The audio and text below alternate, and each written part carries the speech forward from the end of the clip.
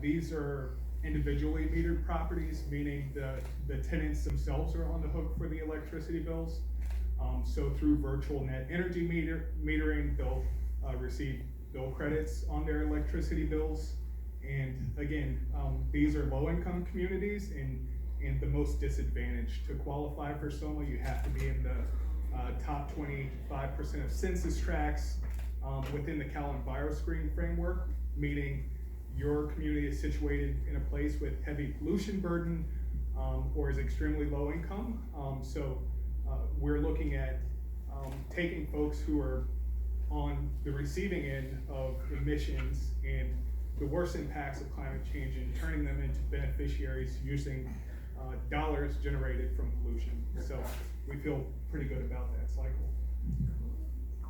And I know, Katie, you are also helping the low-income community by saving food waste, right? Yeah, hi. So I'm Katie, and I am the COO at Replate. We're a food rescue organization, and I always like to kind of set up this conversation at first, particularly when people point out that we are helping communities that are perhaps underserved. That I definitely do not think that food rescue is the solution to food insecurity. It is like fixing poverty is the solution to that. This is just kind of a band-aid. I think where we have more of an impact is on the environmental side with rescuing surplus food. So it's really interesting because people, when they talk to me about what I do, their first question is, where does the food come from? And generally, their inclination is that it comes from restaurants or from grocery stores. And while that has been true of traditional food rescue, in the Bay Area, we have a unique problem that comes from the tech sector, which is that those tech companies are feeding their employees meals, whether it is lunch one day a week or lunch every day a week or breakfast, lunch, and dinner every day a week. When you have that much catering, you have a lot of surplus food. And I'm gonna call it surplus because it's not waste unless we waste it. So today, for example, we had this event today. We had a lovely catered lunch. We did the food rescue because Naima is wonderful and reached out to us because she had the foresight to think about the food surplus that would be generated from this event. But this event alone, there were at least 8 trays of surplus food, chicken and greens, stuff that is perfectly good to eat and that would otherwise be going into the compost.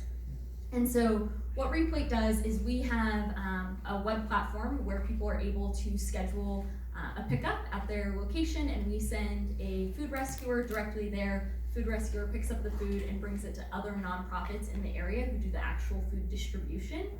But what I think is really important to talk about is that we come at this from a very different, food rescue is not new. People have been doing food rescue for a very long time. But since we have a lot more surplus, particularly in the Bay Area, because there are all of these tech companies serving food. There's mass amounts of surplus every day. The problem with traditional food rescue is that the food rescue orgs were not speaking the same language as the tech companies. We unfortunately, or fortunately, it's kind of complicated, we live in a time of hyper convenience. If you want your groceries, you can have them delivered. If you want lunch, you can get it DoorDash to you. If you don't have toothpaste, you can get it Postmated to you. If you need a car, you can get Uber or Lyft. And so people are very used to having things on demand and it being a click away. But with food rescue organizations, it's always been that you had to have a built-out relationship. It was a phone call and an email and perhaps multiple in order to have a food rescue happen. And these tech companies couldn't understand why it couldn't just happen today, right now.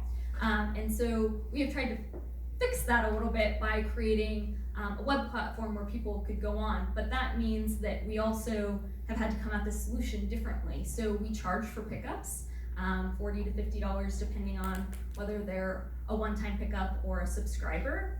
And this has enabled us to not only provide a reliable and on-demand service, but it's also helped us create jobs for the community because we pay our food rescuers because this should not be unpaid labor.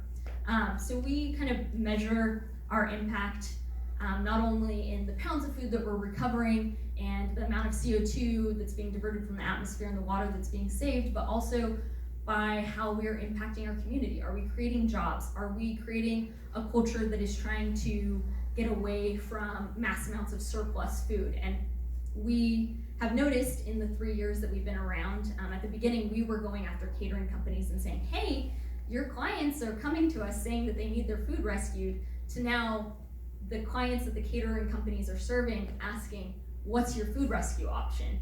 And whether it's us or some other food rescue organization, I think that's a cultural shift.